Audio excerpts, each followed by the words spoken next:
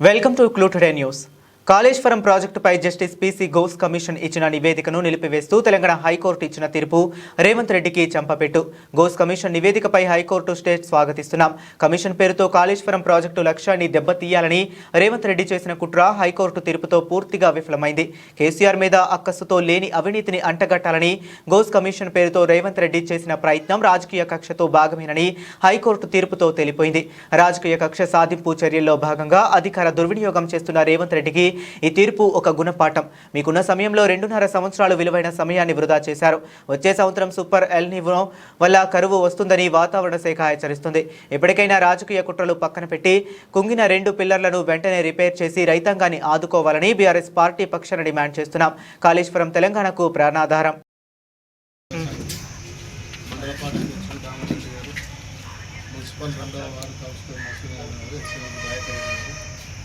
ZPs Mypal గారు, Vishal Pathak chairperson గారు,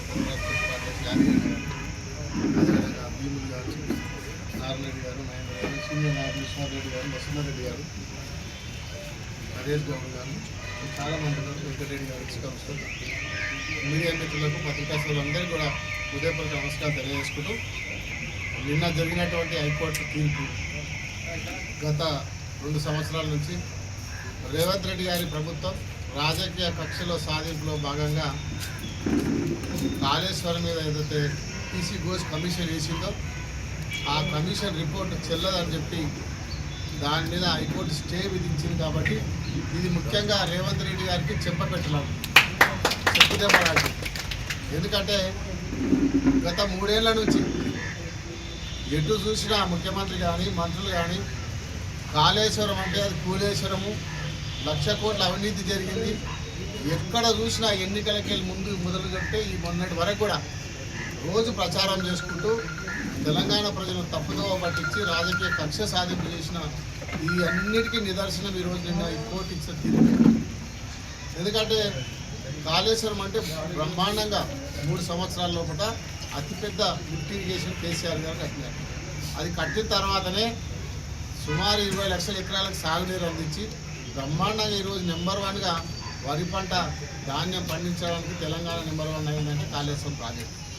అట్లాంటి ప్రాజెక్టును పట్టుకొని ఈరోజు కావాలనే రాజకీయ కక్షతోని 3 సంవత్సరాలు దాన్ని పక్కన పెట్టి ఒక్క మేడిగడ్డలో 2 పిల్లర్లు కుంగితే దాని 2 పిల్లర్లు రిపేర్ చేయకుండా దాన్ని పక్కన పెట్టి కావాలని కేసీఆర్ గారిని బదలాం చేయాలని చెప్పి కక్ష సాధింపుతో దాన్ని ప్రచారం చేసుకుంటూ తిరిగినాం.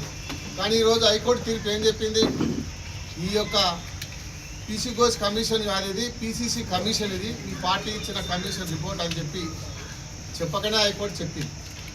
ఈరోజు చెంపపెట్టలేక ప్రభుత్వానికి మంత్రులకు అందరూ కూడా ఇది చెంపపెట్టు. ఇప్పటికైనా బుద్ధి తెచ్చుకొని రేవంత్ రెడ్డి గారు ఆ కుంగిన 2 పిల్లర్లను రిపేర్ చేసి గత 3 ఏళ్ల నుంచి రైతులను సాగునీరు ఇవ్వకుండా గోస పెడతా ఉన్నాడు. అది కాళేశ్వరం మోటార్ స్టార్ట్ చేయకుండా రైతులకు నీళ్లు ఇవ్వకుండా అనేక రకాల ఇబ్బంది పెట్టింది. ఇప్పటికైనా బుద్ధి తెచ్చుకొని హైకోర్టు తీర్పు ద్వారా నువ్వు బుద్ధి తెచ్చుకొని ఆ 2 పిల్లర్లను రిపేర్ చేయాలి, ఇమీడియట్గా రైతులకు సాగునీరు అందియాలి. కాంట్రాక్టరే ఎల్ఎన్టీ కాంట్రాక్టర్ దాన్ని చేపట్టిన పనులు చేపట్టింది, స్వయాన కాంట్రాక్టర్లే ముందుకు వచ్చింది. నేను ఎట్లాంటి ₹1 ఖర్చు లేకుండా సొంత ఖర్చుతో రిపేర్ చేస్తాను 2 ఏళ్ల క్రితం ఆయన ముందుకు వస్తే ఆయనకు అనుమతి కూడా ఇవ్వలేదు.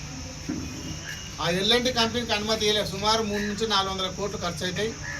ఆ మేడిగడ్డ మొత్తం ప్రాజెక్టే 3,500 కోట్ల ప్రాజెక్టు. అందులో కుంగినే 2 పిల్లర్లు, ఆ 2 పిల్లర్లు మళ్ళీ రిపేర్ చేయడానికి 400 కోట్లు ఖర్చు అవుతాయి.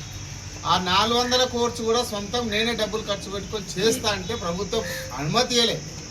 ఎందుకు అనుమతి ఇవ్వలేదు అంటే కేసీఆర్ గారు బదలాం చేయాలి, హరీష్ రావు గారిని బదలాం చేయాలి, బీఆర్ఎస్ పార్టీని బదలాం చేయాలనే ఒక ఉద్దేశంతోనే దాన్ని రిపేర్ చేయడానికి అనుమతి ఇవ్వకుండా 3 ఏళ్ల నుంచి కాలయాపన చేసి రైతులను నిండా ముంచుడు.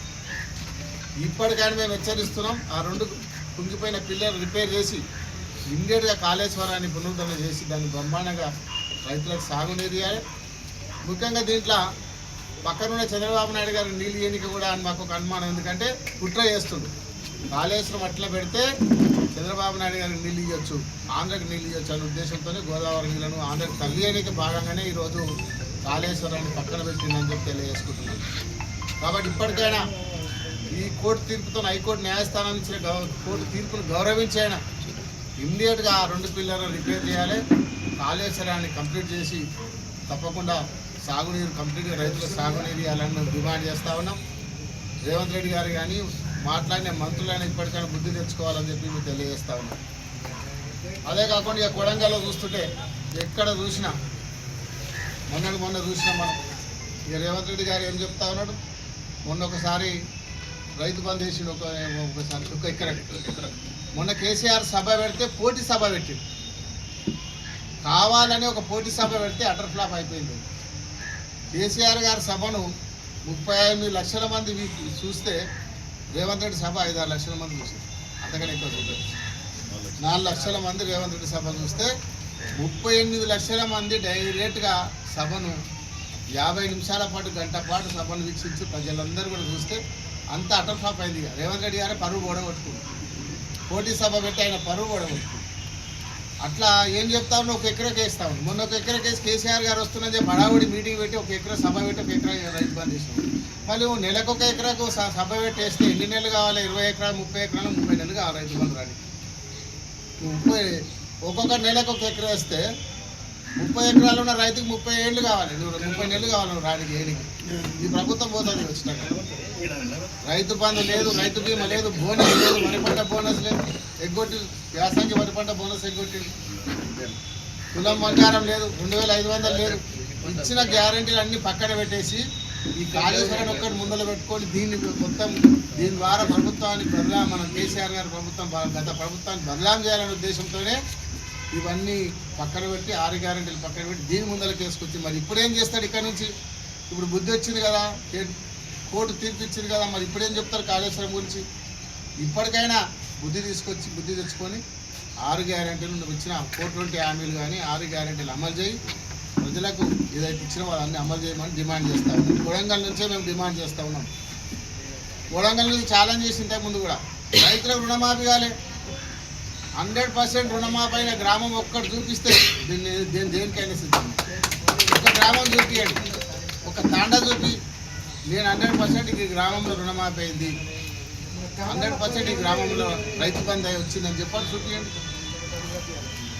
ఇప్పటివరకు కొడంగల్ సొంత నియోజకవర్గంలో రుణమాఫీ కాలే, రైతు బంధు లేదు, రైతు బీమా లేదు, ఈరోజు కళ్యాణ లక్ష్మి చెక్కులు లేవు, తులం బంగారం లేదు.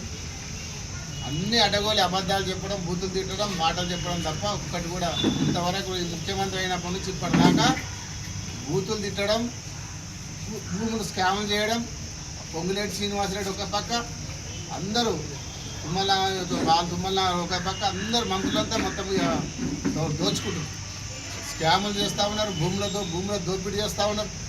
ఇక ప్రభుత్వం రాదని తెలిసిపోయింది వాళ్ళకి కూడా, ముఖ్యమంత్రితో సహా అందరూ తెలిసిపోయింది. కాబట్టి వాళ్ళు ఏం చేస్తున్నారు? ఇక ప్రజలను పట్టించుకోవట్లేదు, మొత్తం స్కాములు చేస్తూ ఉన్నారు, భూదందాలు. ఈరోజు కొడంగల్ అయితే ఉసుకదంద కోట్లలో చేస్తుంది. మరి తిరుపతి రెడ్డి గారు సమాధానం చెప్తలేదు ఇంతవరకు కూడా. మరి తిరుపతి రెడ్డి గారికి ముడుతున్నాయి, ఎన్ని ముడుపులు ముడుతున్నాయో సమాధానం చెప్పాలి. రోజు కోట్ల రూపాయలు వచ్చి ఇక్కడ నుంచి పోతా ఉంది. మొన్న వీడియోలు పెట్టినాం, టీవీలలో పెట్టినాం. పోలీస్ కానిస్టేబులే బండి మీద ఎస్కాట్ పెట్టి ఉసుక తరలిస్తున్నాం. మా దగ్గర ప్రూఫ్స్ ఉన్నాయి, అన్నీ చూపిస్తాం, వీడియోలతో సహా ఉన్నాయి. టిప్పర్లను పోలీస్ కానిస్టేబుల్ బైక్ మీద ముందర ఉండి ఎంటకెళ్ళి టిప్పర్లు పంపిస్తుంది. స్వయాన కానిస్టేబుల్ ఎస్కాట్ పెట్టి ఇంతకన్నా దౌర్జన్యం ఏడు ఉండదు. ఇక మరి ముఖ్యమంత్రి గారేమో పెద్ద మాటలు చెప్తున్నాం. హైదరాబాద్లో మీటింగ్ పెట్టి కలెక్టర్ల కాన్ఫరెన్స్ పెట్టి ఎవరైనా అక్రమంగా ఉసుక తీస్తే తాట తీస్తే